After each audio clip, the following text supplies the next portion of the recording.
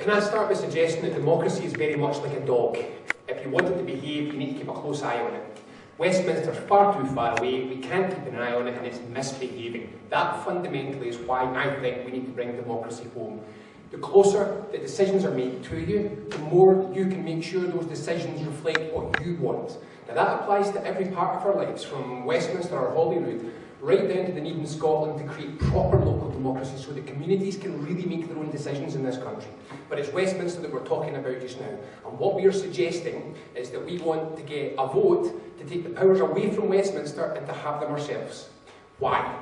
Well, let's have a look, because one of the things which I'm not really particularly interested in is talking about the Constitution. It's not really what I'm here to talk about. What I'm here to talk about is how we make Scotland better, where we start and what we do. So let's have a little reality check, just in case any of you think that Britain's a good place to live. Let me just run you through it. Britain, if you're a working person, Britain is the second lowest waged economy among all the advanced economies in the world.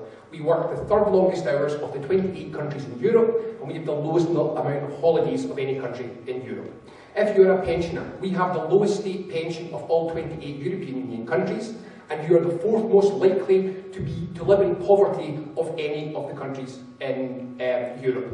If you are a woman, you are living in the country with the 8th biggest gap between male and female earnings in Europe, and you are paying by far the highest cost for childcare of any European country.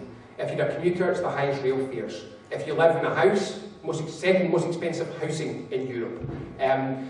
If you care about the economy, the average productivity of Britain, how well it creates value, how well it creates through the work it does, creates more wealth in the economy.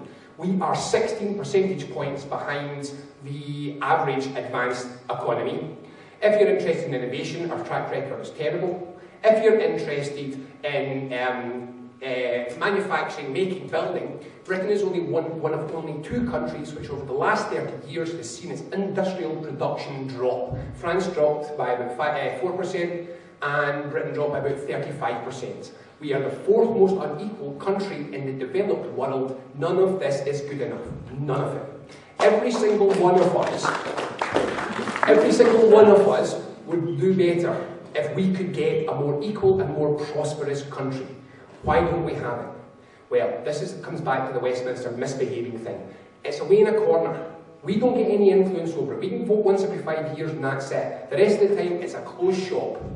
Too far away and there's nothing that we can do. It works for corporations and it works for the powerful and the wealthy because they do have access to Westminster because that's where they live. So they get access to that. The idea that the UK's got common business taxes will be quite a shock if you're an independent business owner, because there's a very good chance that you're sitting next to a multinational corporation of some description who isn't paying business tax. They pay 0, because they write the business taxes in this country. So Google, if you're a Google, you're a supermarket or whatever, you don't have to pay tax because you probably wrote the tax bill. Why? Because we couldn't keep an eye on it because they did it down there. All of these things come from one philosophy, one practice that Westminster is very good at, and that's looking after your own.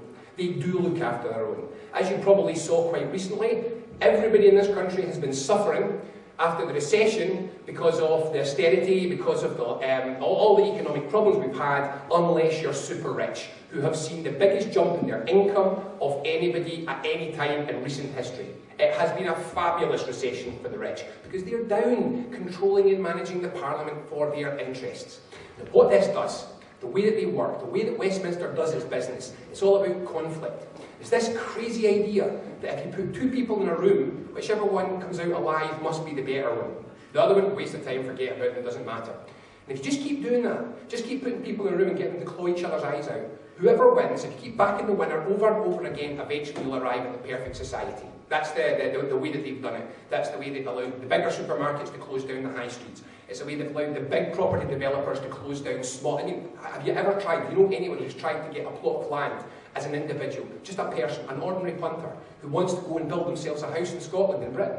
It's virtually impossible. We just did it, and it was incredibly difficult. We still don't have electricity a year in, because the big guys own the land. If you wanted to save your money in a bank that wasn't going to bring down the economy, how would you do that in Britain? What choice would you have? What chance would you have? The truth is that the way that Westminster works, this idea that let whoever's the bigger bully keep bullying and bullying and bullying until they get bigger and bigger and bigger, it doesn't make things better. This is not a charter which helps ordinary people get a better life. What this is a charter for bullies and psychos. And that's why we have so much dominant industry doing such terrible things in this country, thinking that it's okay to stay here and employ our people who've been educated at our taxes, but not to pay any taxes back. That's what we've got to. What this does is it creates low wages. Now that's the real problem we've got. Second lowest paid economy in the developed world. Only 1 in 5 working people in Scotland earn between £25,000 and £35,000. 3 out of 5 working Scots earn less than £25,000, half earn less than £21,000, and if you earn £14,000, you are still better off than a third of the population. This matters to everybody, and it matters very much. Because if you look at what our problems are the inability to invest. We can't invest in public services and infrastructure, austerity. It's also terrible, we've got to cut. Well, we wanted to show that that's not true. And what we did was, we took the Scottish tax model, the paper's available on our website, which is reidfoundation.org. We took the Scottish tax model and we adjusted it. We didn't change the size of the economy. So we said notionally the economy stays the same size. We didn't change any of the tax rates. All we did was, we said, if we distributed the wages across the society like they have it in a Nordic economy, what happens? So you don't have the obscene, massive salaries at the top, and you don't have all the low pay from the middle all the way down.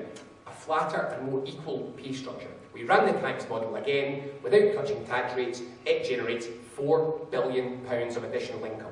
So that's the deficit sorted, and that's austerity sorted. All we've got to do is stop running the economy for corporations and start running the economy for all of us. There isn't really time now to talk an awful lot about how we do that. Very roughly, what we've got to do is stop speculating and remember that in the House of Commons in Westminster, very few people know this, but there's a man called the Remembrancer. A fabulous name, the Remembrancer. The Remembrancer sits behind the Speaker in the House of Commons. His job is to remind the Speaker not to do anything that interferes with the interests of the City of London. The City of London, the financial centre of London, is allowed to appoint somebody who sits permanently behind our government to make sure that we don't do anything stupid. But that's not right. That's not the kind of economy, and that's not the kind of society that we want. So what we've got to do is create an economy which is not about speculation and not about chancing and not about all the things that are happening just now, property speculation, financial speculation, and retail speculation, which is closing down high streets. We need to make things, we need to do things, and we need to start to rely on our skills. That is the key thing. We have to start building a skilled Scotland, and we don't have that just now. Now, people often say, yeah, no, but nowadays in the modern world, can you really do anything about that? Can you really do much to change things around? Well, in a couple of minutes that I've got left, let me give you a couple of suggestions, a couple of ideas about things that we could do and Westminster would never let us do. You happy with your energy company? We're the only country in Europe that does not own its national grid. In Scotland, 2 private multinational corporations own the entire electricity sector. They run it for profit and they design it for profit for them. That is how things operate up here. It wouldn't cost us anything, very little to nothing, to take it back into collective ownership. And if we did, we could put Scottish Power and Scottish Southern on a service contract to build and maintain our collectively owned energy system, and we could get them to sell electricity to you at a set price, democratically controlled. We could create all the energy in collective ownership by having locally owned community wind farms, nationally owned community wind farms, all the renewable technologies that are coming in, big major storage system, we can have that, we could own that, we could run that. We could decide whether we invest in that or whether we reduce costs or what we want to do because it can be democratically owned. And if we own it, we can decide where the technology is manufactured. Currently, rich landowners get turbines put in their land by multi-million-pound international corporations who buy cheap equipment in China and bring it over here. So the landowner does great, the multinational corporation does great, and the Chinese manufacturer does great. What do we get? We could build all that technology in Scotland. If we own the grid, we could choose to build it here. Happy with your bank? In Germany, in Japan, 75% plus of the banking market is either publicly or collectively owned. It's not run for profit. They don't exploit you on a daily basis. They're not permanently pushing junk mail through your door, trying to get you further and further into debt. We could set this up in about a year. Every local authority should be allowed to set up a publicly owned bank which does nothing more than look after your savings, give you a debit and a credit card, give you a loan and a mortgage if you need it, and stay the hell out of your life the rest of the time. We could do that very easily. That would be something that we could do. We could create a massive programme of national house building. Westminster screwed up debt and borrowing. They borrowed to cover deficit. This is insane. Deficit is when you haven't got enough money to pay your regular bills. You cannot borrow to close deficit because you'll never pay it off again. You've got to close the deficit. And we would suggest that there's a small package of taxes largely on corporations, large amounts of wealth that are sitting here, which will help us to close that deficit. And then we can borrow, not like Westminster has, but properly to invest. And I'll give you an example of that. Housing brings in revenue. If you build houses, you get rent. If we were to set up a national housing company to borrow over 30 to 40 years, like a mortgage, on houses it's building, it would pay for itself. We could create a new generation of absolutely stupendous quality public sector rental housing for anybody all over this country, and it wouldn't cost us anything. We would borrow it in a self-contained model. Inexpensive, high-quality housing. Would you live in? Yes, this is what I want to come to. You've got your own plot of land. Let me come to this. In Germany, a young professional doesn't own a house. I've lived and worked in Germany. Sure, and a young professional generally doesn't own a house because we see. You have a plot of land. But, I mean, you want me to go through this just now? I just had a young family, and the house that I had before wasn't enough. There is no rental accommodation where I live. I live in a small town. I live bigger in the Scottish borders. There is no rental accommodation. It doesn't exist. It wouldn't be an option. I had nothing else that I could do. This is the point that I'm trying to make. In Germany, a young professional sees a mortgage as an unnecessary millstone round their neck. They can get absolutely first-rate rental housing, which they can get permanent leases on and a right to adapt and change just like it was their own house. They don't own houses. They live in houses which are high-quality rental. We need to offer this to people. We need to be able to make this possible. We can do this. This is something that we can do immediately if we have the borrowing powers and the will to do it. Now, I'll wind it up there just now. All I really wanted to give the impression here was that people sometimes say, yeah, but what can you really do? Everything. We can do everything. Everything a normal nation does. Everything that any other country that we've ever been to has done. We can do those if we have the power to do it. Scotland is a wealthy country with amazing human and natural resources. We have way more resources, natural resources and human resources than, say, the Nordic countries, which are doing fabulously. We can do that. We need the power. Independence gives you power. And anyone that tells you otherwise isn't being honest. Independence gives you power, and once you've got it, it's up to you what you do with it. If you're happy with how Westminster is using power on your behalf, not just this year, but over the last 30 years, if you're happy about that, no problem, vote no. If you think it can be done better than that, if you think that we can do it better than that, vote yes. I'm convinced we can do it better than that.